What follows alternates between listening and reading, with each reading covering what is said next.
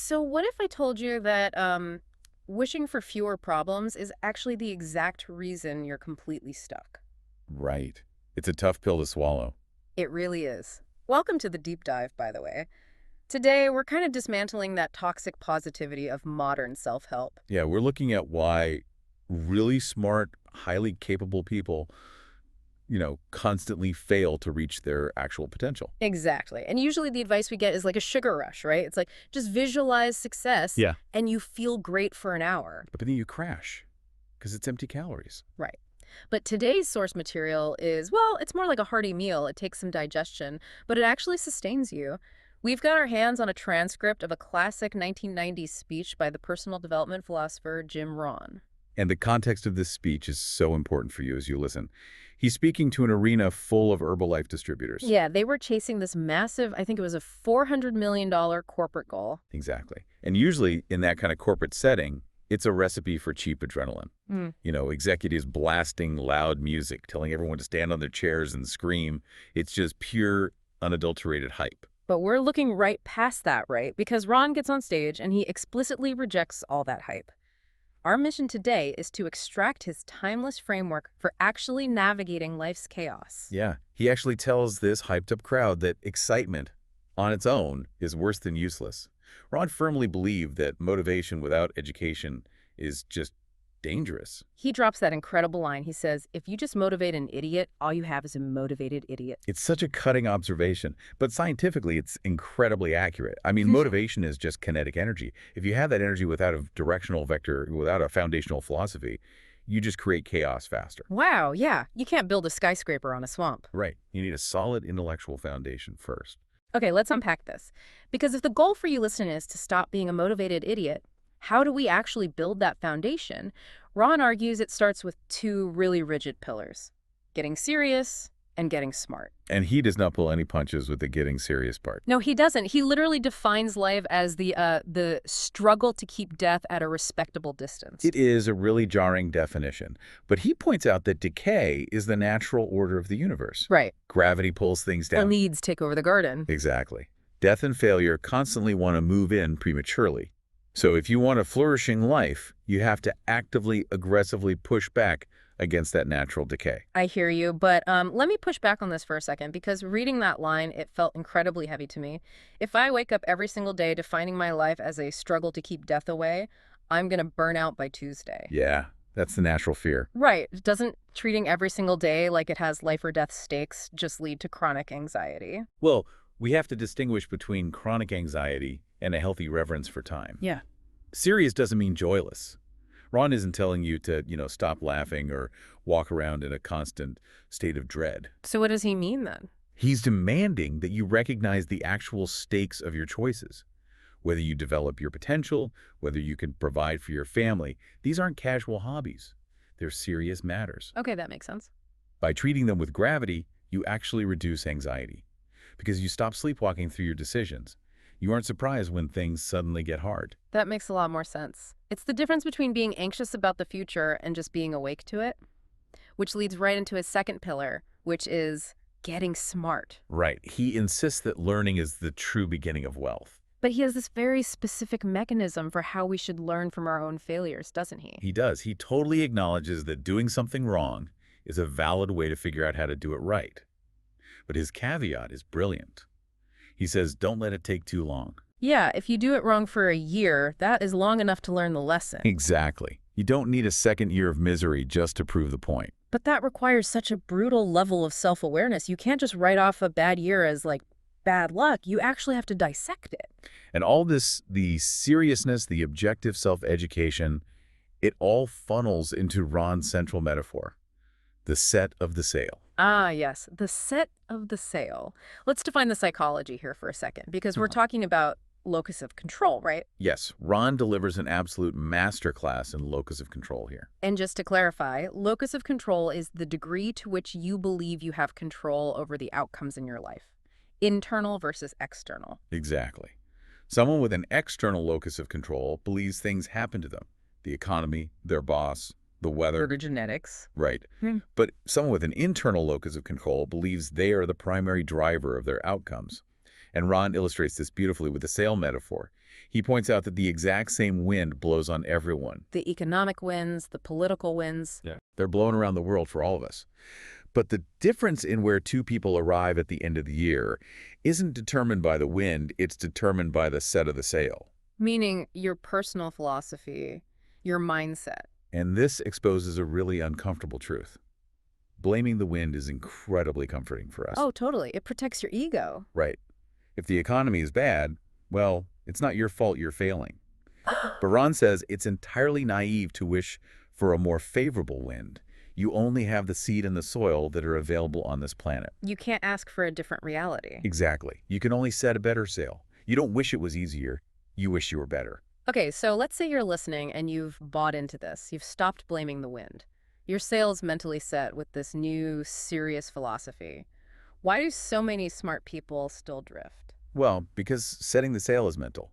But you actually have to move the boat in the physical world. Right, and Ron points to a very specific culprit for why we fail to do that: neglect. Neglect is so insidious because it never looks dangerous in the moment. It's always disguised as something small. Like the walk around the block you know you should take for your health, but you just brush it off. Or the book sitting on your nightstand that you could read, but you scroll on your phone instead. Yeah. It's the difficult conversation you delay by just one more day. It's a game of Jenga. Yeah. I was thinking about this. If you look at a massive Jenga tower, pulling out one tiny, seemingly insignificant wooden block from the bottom, it doesn't look like it matters. It's just one little block. Right. Skipping one phone call shouldn't ruin your life, but you keep pulling those tiny blocks of neglect and suddenly the entire structure of your life loses its structural integrity. That is a perfect visualization of the underlying mechanism. Ron articulates this as a universal law.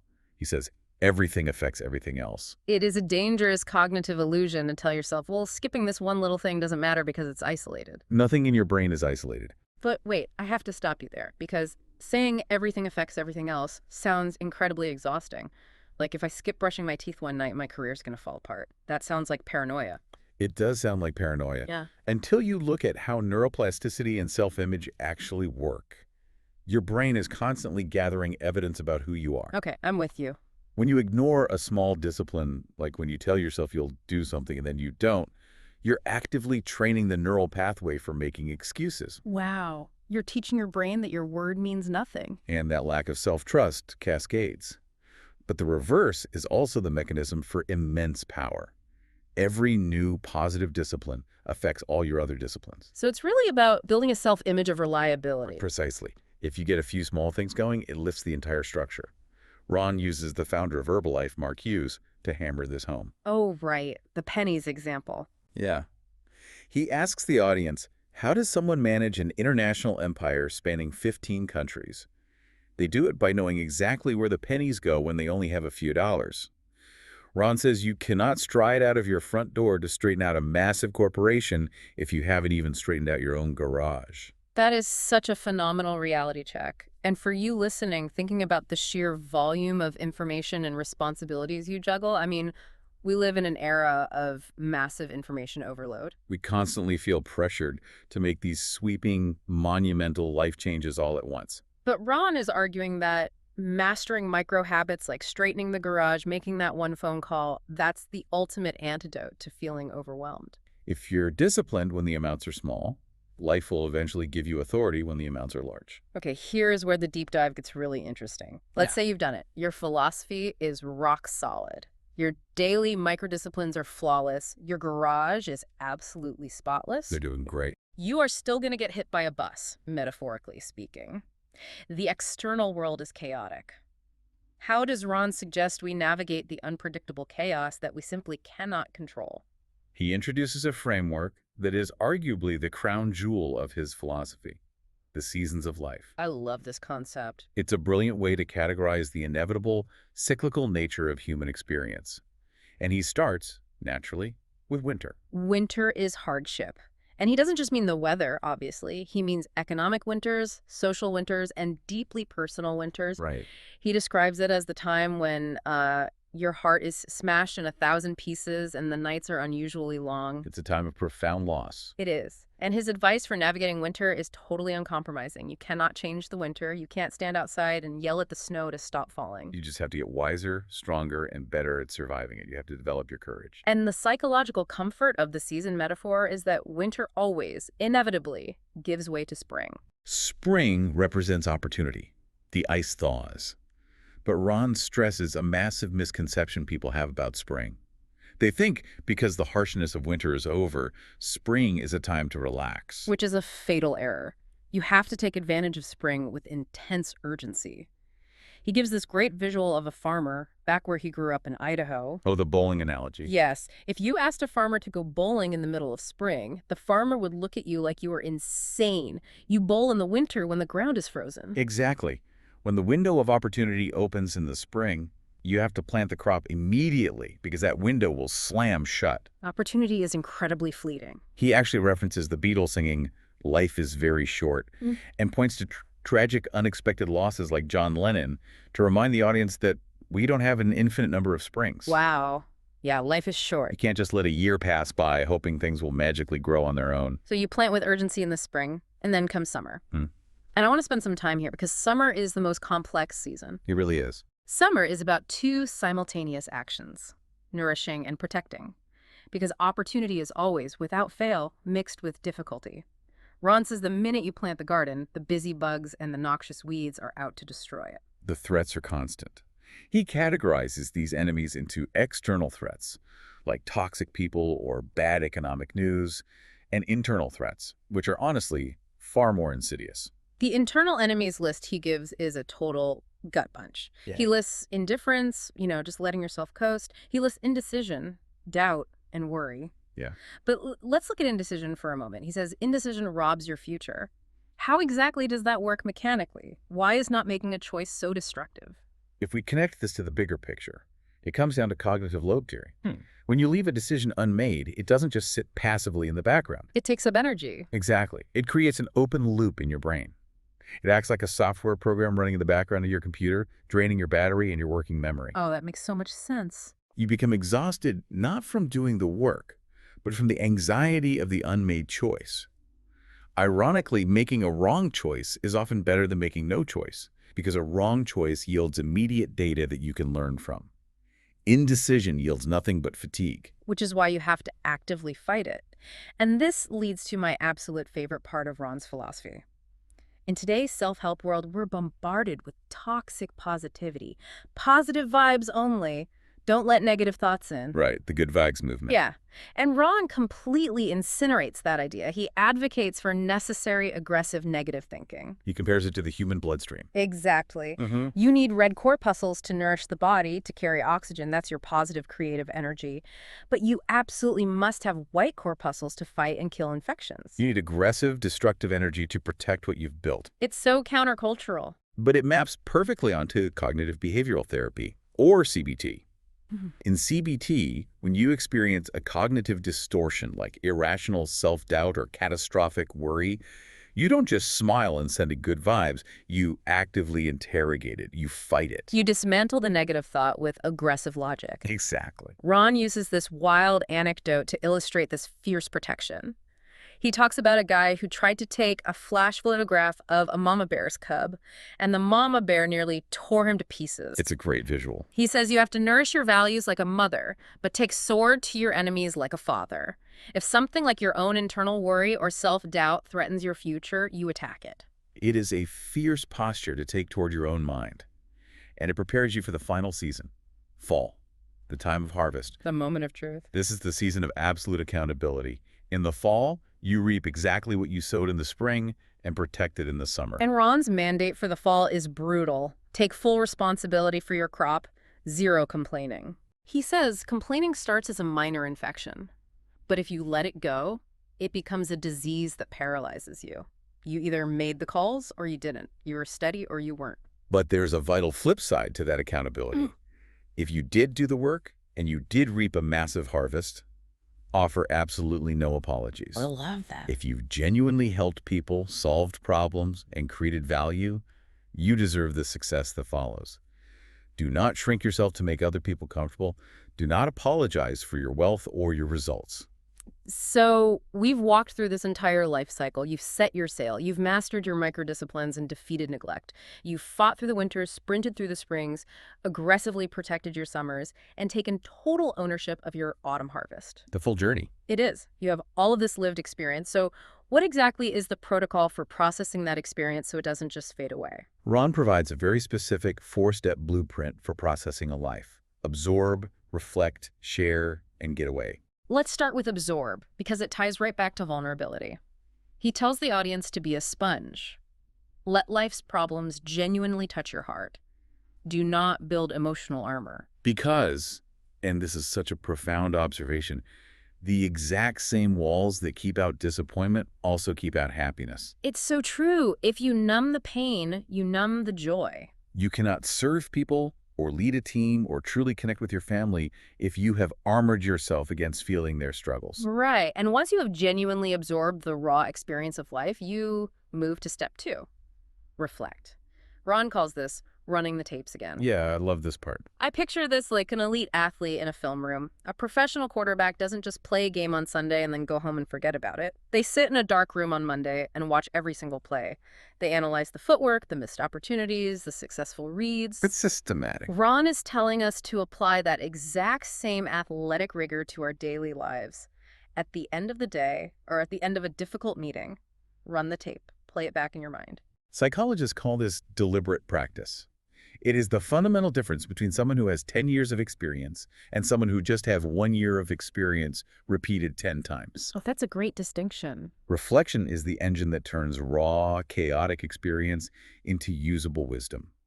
You gather up the past and you invest it in the future. Which brings us to sharing that wisdom. Step 3. Ron tells his audience not to just share a business plan, but to share their life, to work miracles with their words, to help people see possibilities they were completely blind to before. But he drops a massive relief valve for anyone who feels like they aren't articulate enough to do that. Borrow the words. Yes, he literally quotes Winston Churchill's famous line about truth being incontrovertible, and then he immediately admits to the crowd, "I love to borrow that. You could stay up all night and not think of that." It drastically lowers the barrier to entry. You don't have to be a poet to have an impact. Exactly. For you listening, this means you don't have to be endlessly original to be profoundly effective. If someone else has articulated a truth perfectly, just use it. Borrow the framework. Borrow the quote. Your goal is to transfer the insight and change someone's trajectory, not to win a Pulitzer Prize for original phrasing. Work miracles with your words, even if you have to borrow them.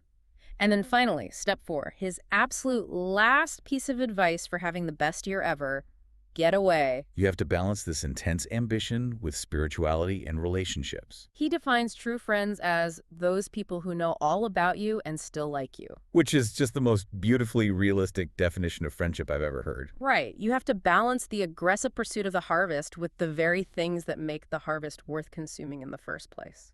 It's the grounding mechanism for everything we've discussed today. Yeah. So if we look at the entire narrative arc we've traced, we started with the uncomfortable reality that life requires a serious posture. An internal locus of control, where you stop cursing the wind and start setting your sail. We saw that actual momentum isn't built on massive, sweeping life changes.